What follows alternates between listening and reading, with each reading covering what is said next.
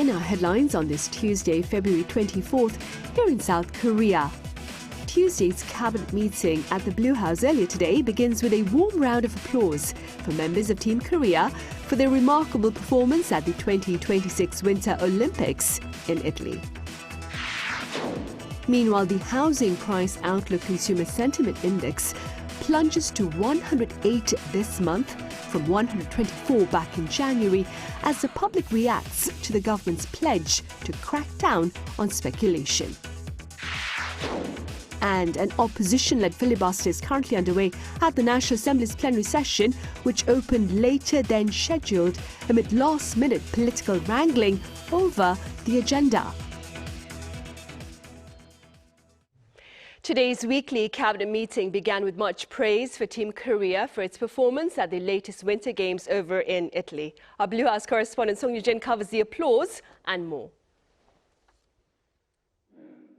Tuesday's cabinet meeting at the Blue House opened with a round of applause for Team Korea at the Milan-Cortina Winter Olympics. 우리 격려의 박수 한번 부탁드릴까요?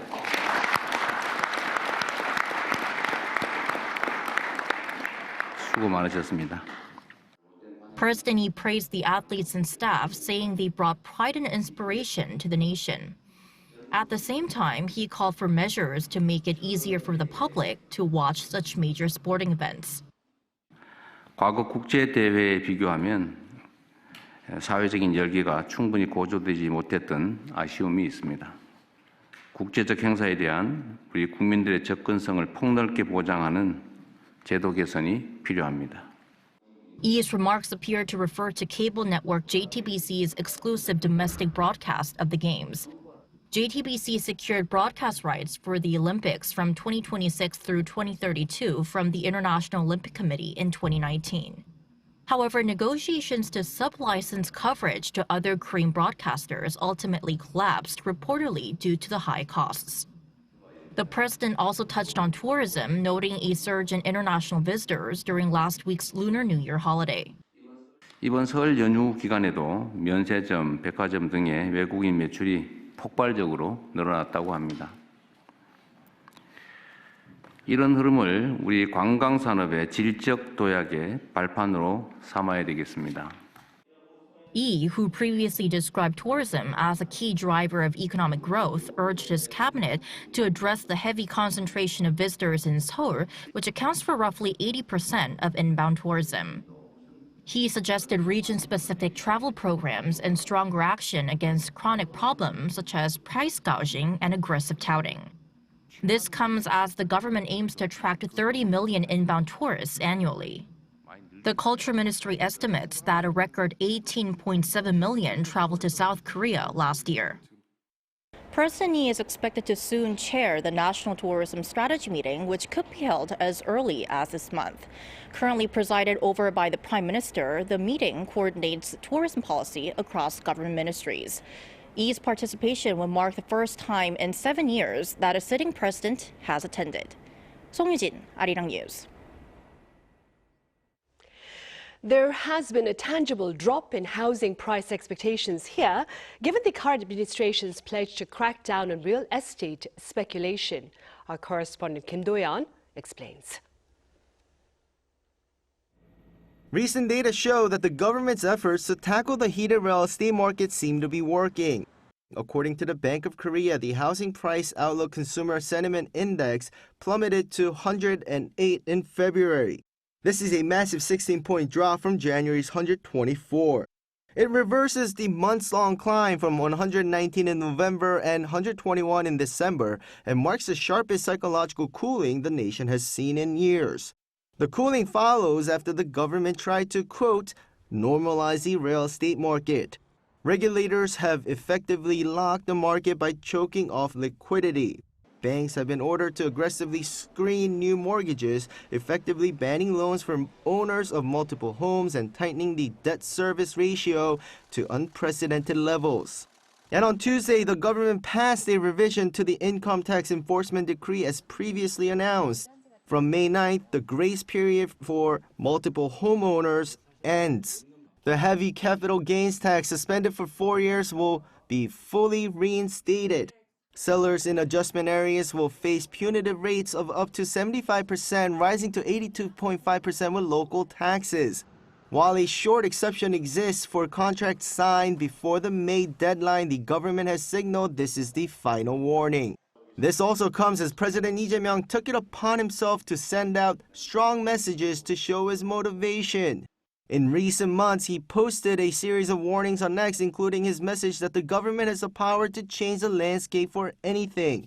And on Tuesday, during a cabinet meeting, he also noted that farmland has been illegally kept as a means of investment, saying this. 하여튼 문제는 이 나라의 모든 문제의 원천은 이게 이 부동산 문제예요, 부동산. Market experts say that the short-term battle has been won. Real estate is ultimately about supply and demand. Seoul remains a region of excess demand and insufficient supply, long-term factors that haven't changed. But policies have broken the short-term psychology, so naturally, this brings a short-term effect. On top of the government efforts, the Financial Services Commission is also looking at ways to tackle the heated real estate market with banks, especially looking into loans for multi-home owners with specific measures to be announced soon. Kim Do-yeon, Arirang News. Over at the National Assembly, lawmakers are locking horns over judicial reform and more. For details, I have our political correspondent Moon Hae-ryun live on the line. Hae-ryun, it's great to have you on. So what's the latest at your end? Good afternoon, Sunny. An opposition-led filibuster is currently underway here at the National Assembly's plenary session, which opens later than scheduled amid last-minute wrangling over the agenda. Lawmakers first took up a motion to approve the arrest of former Democratic Party lawmaker Kang Sun-woo, who faces allegations of accepting illegal campaign donations. The motion passed with 163 votes in favor, 87 against, 3 abstentions, and 9 invalid votes. The DP then tabled a revision to the Commercial Act and its so-called 3 judicial bills that expand the number of Supreme Court justices, establish a judicial appeal system, and penalize officials for deliberately twisting legal rulings. As soon as the revision to the Commercial Act was reported to the floor, the People Power Party launched a full-scale filibuster or unlimited debate on all agenda items. The Democratic Party says it will forcibly push through the 3 bills that destroy the judiciary. But these are clearly unconstitutional laws. They are a model of a totalitarian dictatorship. Even if the People Power Party blocks us with baseless filibusters, we will stay focused solely on the people and steadily carry out the work that needs to be done. Right, and speaking about work, Hae-ryun, what are the tasks on the table after that filibuster? So the remaining items are just as contentious, with the plenary session coming just hours after the Legislation and Judiciary Committee approved a special act on administrative integration for the Jeollanam-do province and Gwangju region. The bill passed under the leadership of the ruling Democratic Party, while votes on similar integration bills for Chungcheongnam-do province and Daejeon and Gyeongsangbuk-do province and Daegu were put on hold, with lawmakers citing the need to further consider regional public opinion. The selective passage of the bill immediately drew backlash from the People Power Party, which accuses the ruling party of pushing legislation tailored to politically favorable regions while shelving others. Party lawmakers argue that they do not oppose administrative integration in principle, but criticize what they describe as a rushed process lacking procedures such as fair standards for fiscal support. In turn, the DP criticized the PPP for holding bills hostage with filibusters, saying that it is blocking regional development. Under parliamentary rules, at least 24 hours must pass before lawmakers can vote to end the filibuster, meaning only 1 bill can be processed per day. With the DP pledging to hold plenary sessions through March 3rd, the final day of the February extraordinary session, the political standoff is expected to drag on for its longest yet. That's all I have for now, so back to you, Sunny. All right, Hae-ryun, thank you for that coverage. Moving on then, and also on the local front, producer prices here rose for the 5th month in a row in January, driven by semiconductors, agricultural products and financial services. According to the Bank of Korea earlier this morning, the producer price index stood at 122.5 last month, up 0.6% on month. Computer, electronic and optical devices rose 1.8%. Notably, DRAM prices surged nearly 50%, while flash memory rose roughly 10%. Agricultural products saw a similar upward trend, led by sharp increases in fresh produce and livestock. In contrast, prices for the production of petroleum and diesel fell around 5%. Over in the U.S., President Donald Trump has warned American trade partners not to, quote, play games with the deals already sealed, despite the Supreme Court's recent ruling against most of his tariffs. Our Eumseong-gun reports. U.S. President Donald Trump has warned that countries attempting to play games with recent trade agreements could face even higher tariffs, following a Supreme Court ruling that struck down many of his sweeping global levies. Last week, the court blocked the bulk of tariffs Trump imposed under the 1977 International Emergency Economic Powers Act, saying the law did not authorize the president to enact such measures. The ruling has created uncertainty worldwide as governments reassess the status of trade deals negotiated in response to those tariffs. The European Union suspended the ratification of a trade deal reached over the summer on Monday, while India announced it would postpone talks aimed at finalizing a recent agreement. On social media, Trump cautioned that any country seeking to use the court's decision to retreat from prior commitments would face steeper tariffs than previously agreed. Meanwhile, President Trump is set to deliver the first State of the Union address of his second term Tuesday night before a joint session of Congress. The annual speech will outline his budget priorities, assess the economy, and set out key domestic and foreign policy goals. The address comes at a politically sensitive moment following the Supreme Court ruling in a recent shooting involving immigration enforcement officers in Minnesota. Observers expect Trump to double down on his hardline trade and immigration policies as he looks to energize supporters ahead of the November midterm elections. Eumseong-gun, Arirang News.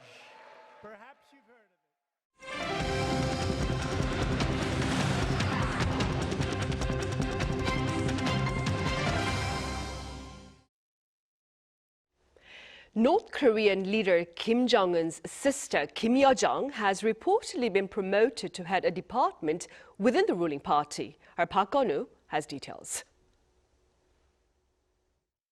Kim Yo-jong, the sister of North Korean leader Kim Jong-un, has been promoted from vice director of a department to the head of an undisclosed department at the ruling Workers' Party. According to North Korea's state-run Korea Central News Agency on Tuesday, the decision was made on Monday, the fifth day of the 9th Workers' Party Congress. Kim Yo-jong was also reinstated as an alternate member of the Politburo, the party's highest policy-making body, after having been demoted to an ordinary Central Committee member 5 years ago. The KCNA also announced the 5 members of the Politburo Standing Committee, the regime's highest decision-making body when plenary meetings of the party's Central Committee are not in session. Led by Kim Jong-un, the newly reshuffled body now consists of Premier Park Tae-sung, Cho Yong-won, and newly appointed Kim Jae-ryong and Lee Il-hwan. The change marks a generational shift in leadership as former senior member Choi Dong-hae was removed. A signal of Kim Jong-un consolidating power with people who are loyal to him, like people who owe their status and their power and the position to him rather than the previous successor. A lot of the older folks will have still ties to the previous leader, Kim Jong-il. An official from South Korea's Unification Ministry also said Tuesday that Kim Jong-un's governance capacity and overall party leadership are expected to be strengthened through this generational shift. The official added that this view is backed by the increase in party secretariat secretaries and the presumed restoration of the international secretary post. Remarks were also reported by Kim Jong-un from Monday's meeting, where he said that no challenge or change in circumstances would be able to slow or stop the North's advance. No specific messages were issued regarding external policies towards South Korea or the U.S., as his remarks focused largely on domestic issues.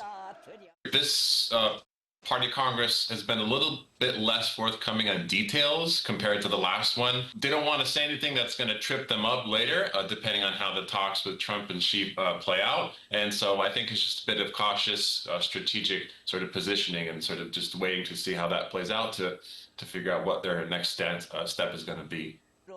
Meanwhile, the current Party Congress has now entered its 6th day, while the previous session lasted a total of 8 days. Park Gun-woo, Arirang News. Also, on the international front, the U.S. is reinforcing its military presence in the region surrounding Iran, even amid preparations for fresh nuclear talks between Washington and Tehran in Geneva this coming Thursday. Our Yo-jong files this report. The U.S. Department of State on Monday ordered non-essential diplomats and their family members at the U.S. Embassy in Beirut to leave Lebanon due to safety risks. The development came amid intensifying regional tensions with concerns over potential military action by the U.S. against Iran. The outcome of the nuclear negotiation in Geneva this Thursday could determine whether the standoff moves towards a compromise. Addressing media suggestions of internal opposition to any military action, Trump dismissed reports that General Dane Kane opposed a strike. "I am the one that makes the decision. I would rather have a deal than not. But if we don't make a deal, it would be a very bad day for that country and very sadly its people," Trump wrote on social media. The president's determination could hinge in part on the judgment of his special envoys, Steve Witkoff and Jared Kushner, about whether Tehran is deliberately stalling negotiations over curbing its nuclear capabilities. Iran has issued a stern warning in response to reports that Washington may be considering limited military action to pressure Iran into accepting U.S. terms. Iranian Deputy Foreign Minister described the upcoming talks in Geneva as a new window of opportunity while cautioning that any attack on Iran could spark a broader regional conflict. Officials rejected the idea of a so-called limited strike, with any act of aggression to be met with a forceful response under Iran's inherent right to self-defense. An act of aggression would be regarded as an act of aggression, period, and any state would react to an act of aggression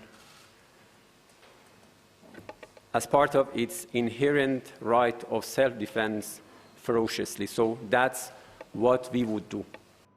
The upcoming round of negotiations is expected to focus on Iran's uranium enrichment levels and the potential easing of sanctions, as both sides face mounting pressure to choose between diplomacy and confrontation. Yo-jong, Arirang News. In other news, former President Yoon has appealed against the life sentence handed down in the first trial that found him guilty of leading an insurrection. His legal team filed the appeal to the Seoul Central District Court earlier on this Tuesday. In a statement to the press, the team said that it felt a strong sense of responsibility to raise concerns over the ruling, both for the current court document and for future historical documents, adding that the appeal aims to address what it described as errors in the ruling. A firefighting robot recently teamed up with its human counterparts for the first time here in South Korea to put out a factory blaze in Chungcheongbuk-do province. Our Cha Yoon-kyung shows us how. Amid towering red flames rising between buildings, a vehicle moves forward, spraying water through a high-pressure hose. The vehicle is an unmanned firefighting robot sent into the blaze instead of firefighters. This is the first time a firefighting robot has been deployed to a fire scene. 2 robots were deployed to the Eumseong fire.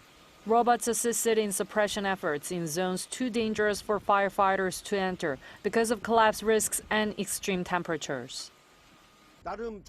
Robots did enter zones we couldn't get to. We believe there have been some achievements made. The robot can be controlled remotely, but is also capable of autonomous navigation. It keeps its equipment cool in high-temperature environments through a self-protection spray system. It is also equipped with various advanced features, including high-temperature resistant, independently driven wheels. The unmanned firefighting robot was developed through a collaboration between the National Fire Agency and Hyundai Motor Company. The agency plans to routinely deploy the robots based on the results of their on-site operations starting next year. Cha Yoon-kyung, Arirang News.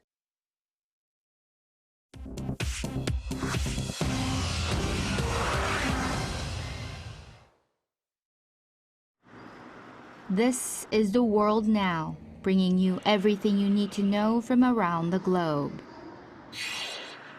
London police have arrested former British ambassador to the United States, Peter Mandelson, on suspicion of misconduct in public office amid a political scandal tied to Jeffrey Epstein. Officers took the 72-year-old to a police station on Monday for questioning. 2 properties linked to Mandelson were searched earlier this month. The investigation comes after the U.S. Justice Department released emails in late January showing Mandelson's relationship with Epstein was closer than previously known. The emails indicated he shared information with Epstein while serving as a government minister in 2009. UK Prime Minister Keir Starmer, who faces mounting scrutiny over Mandelson's appointment as ambassador to the U.S., has said Mandelson misled officials during the vetting process. Mexican security forces are still battling cartel gunmen amid retaliatory violence a day after the army killed drug lord El Mencho. Authorities say more than 70 people died in the attempt to capture the cartel leader and in the violence that followed.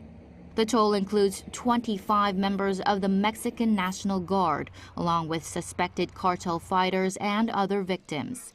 In retaliation for the death of El Mencho, cartel members erected more than 250 roadblocks across 20 states, set vehicles on fire, and launched attacks on security forces. Mexican officials say they have cleared the blockades, but operations continue as the country braces for further violence. A monster blizzard has brought parts of the U.S. Northeast to a near standstill, dumping more than a foot of snow and shutting down schools, roads, and airports.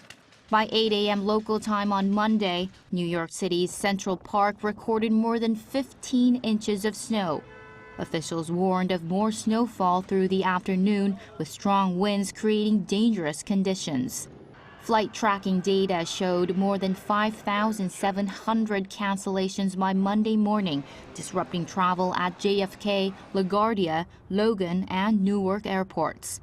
7 governors have declared emergencies. New Jersey has suspended statewide rail and bus services, and officials have urged residents to stay off the roads.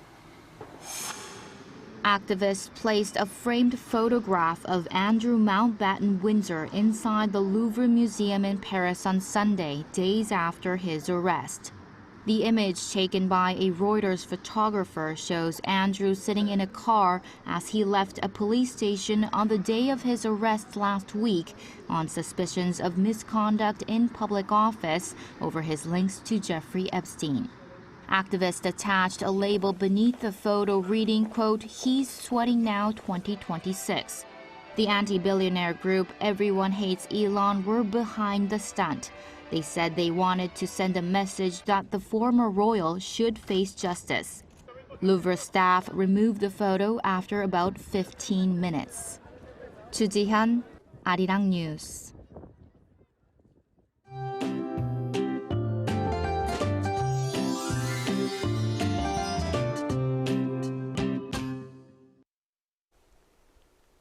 After a glimpse of spring-like weather, we were back to mid-winter conditions today, with a heavy snow advisory being issued in parts of the central and southern regions.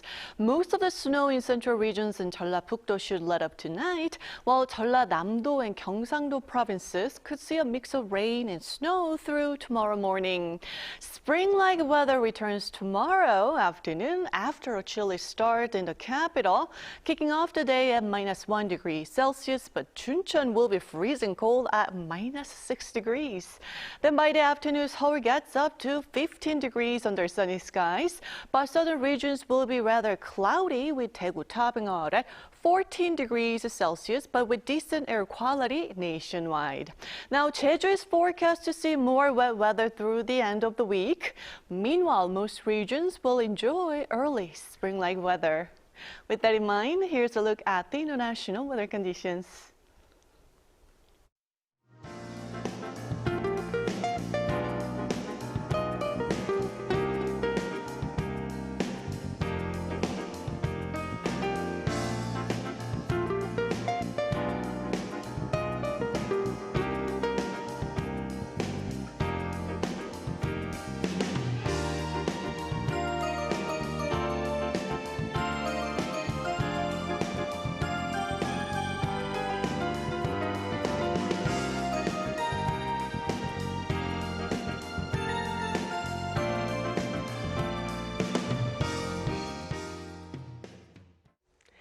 Right, those are the headlines at this hour here in South Korea. As always, thank you for watching.